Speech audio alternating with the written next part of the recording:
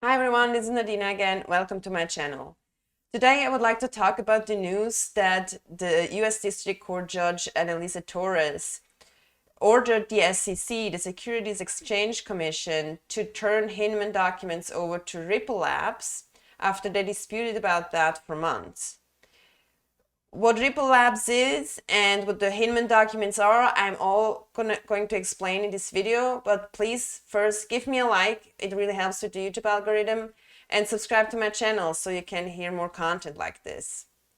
So yeah, what is Ripple Labs? So Ripple is a company that develops the blockchain and cryptocurrency XRP, and what they advertise is superior speed, low cost, scalability, and sustainability. So it is a blockchain like Ethereum or Bitcoin, but it's unique blockchain. It's not a fork of any other blockchain like Ethereum. And they really push the sustainability and carbon neutrality of the blockchain. They even have here a statement that they want to achieve carbon neutrality by 2030. I think further down here they say also carbon net zero by 2050. So Ripple actually has programs in place to really push for sustainable energy sources for maintaining the network.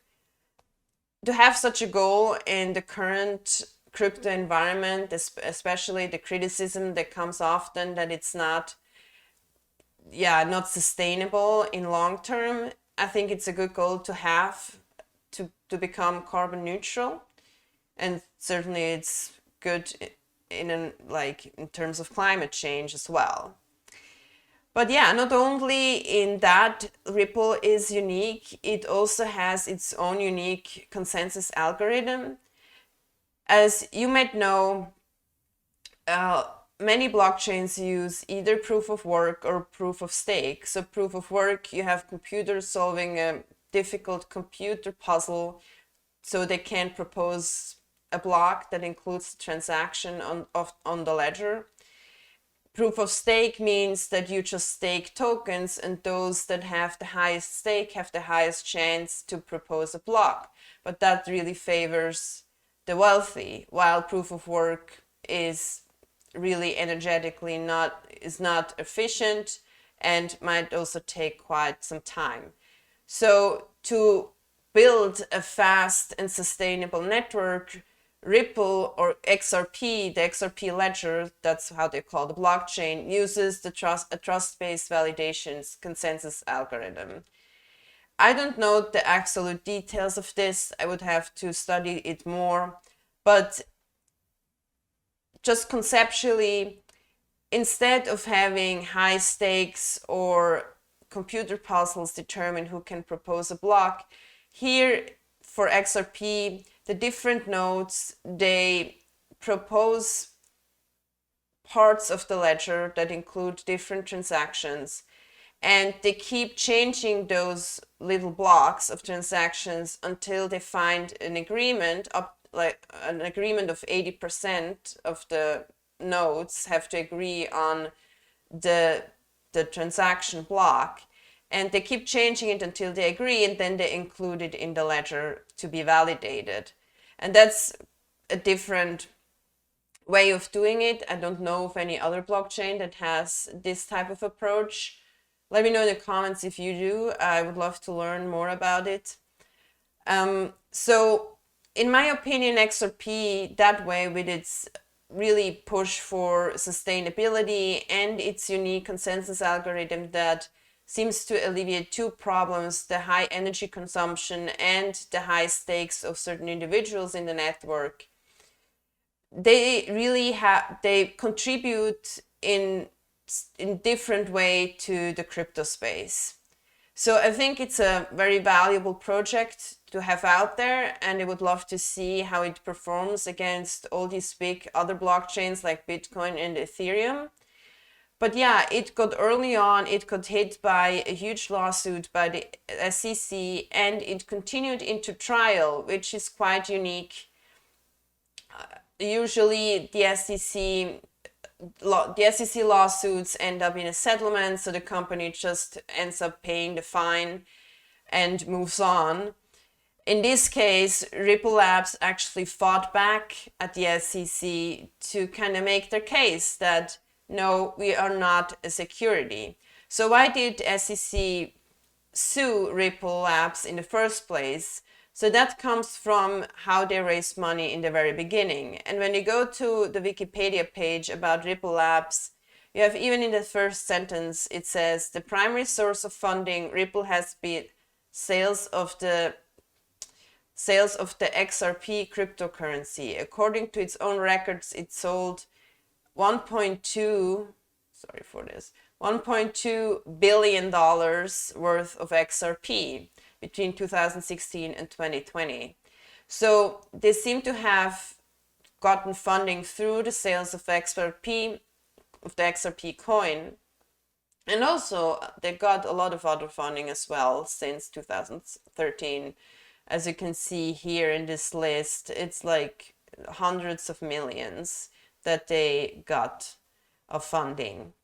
But yeah, how they initially raised funds was, in the opinion of the SEC, it was sold like a security, and that's why they got sued by the SEC. And they've been in a long, lengthy lawsuit.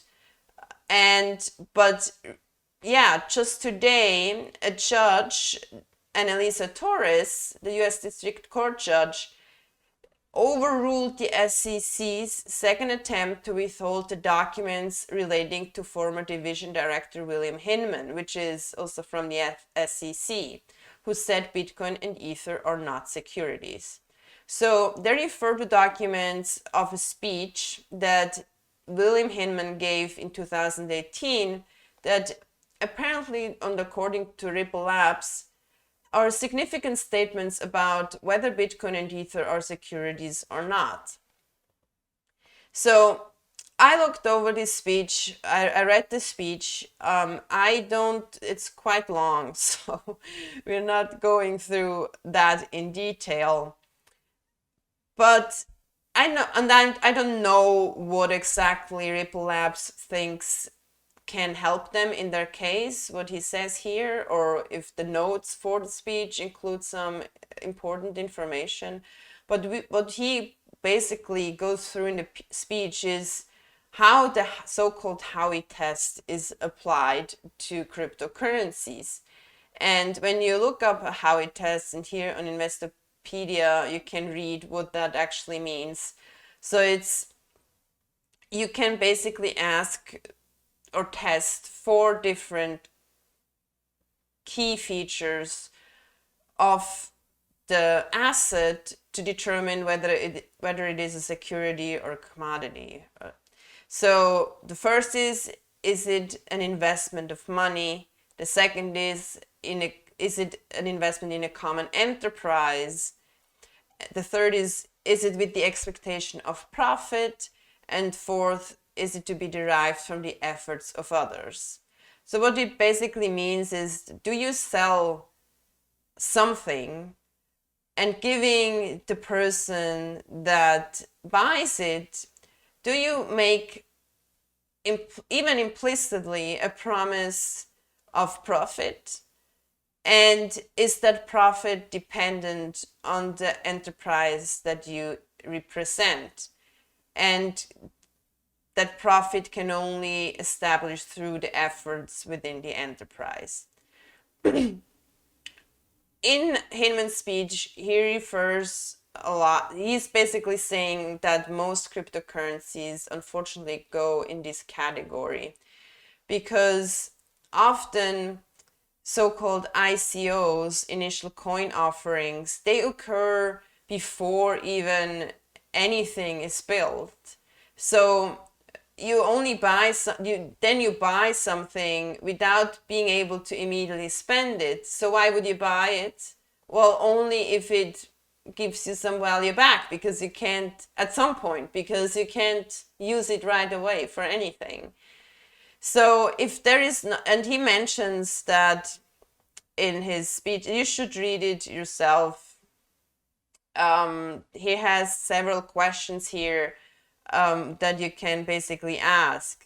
Is the token creation commensurate with meeting the needs of users, or rather feeding speculation? So are you selling it to someone that actually just wants to make profit, or are you selling the token to people that can then use it on your platform?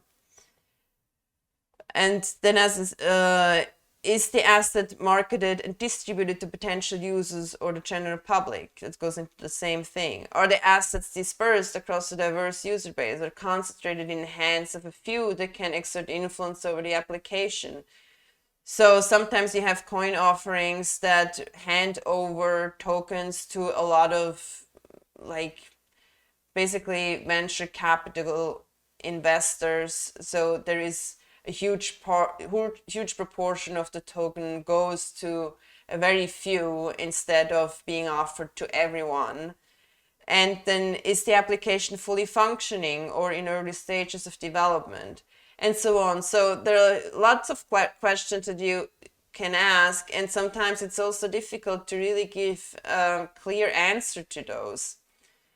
But yeah, so apparently in his speech, I mean, he does reference that Bitcoin and Ethereum are not securities because they've become really a way of payment as well, and it's not, they're sufficiently decentralized that you can't really say that you're buying something from one entity and that entity is responsible for the profit you might make in the future. So having Ripple push back on this lawsuit is really important because it might give huge clarity in the future and cryptocurrency regulation, what is a security and what isn't. And so it's good that the SEC really is being held accountable for making clear statements about what is a security, what makes a cryptocurrency a security, and so on. So it's really important that Ripple Labs is pushing back. It's costing them millions of dollars. I think they've already spent about 3 million on this lawsuit. But yeah, a very important thing. It's very important they got basically the judge rule in their favor so they can move on with their lawsuit. And yeah, it's interesting. It's going to be interesting how it's going to play out. And I'm sure I'm going to following this closely, and I will give you an update if anything interesting happens. But that is it for now. So thank you for watching. Give me a like if you like this video and subscribe to my channel, and I hope to see you next time. Thank you.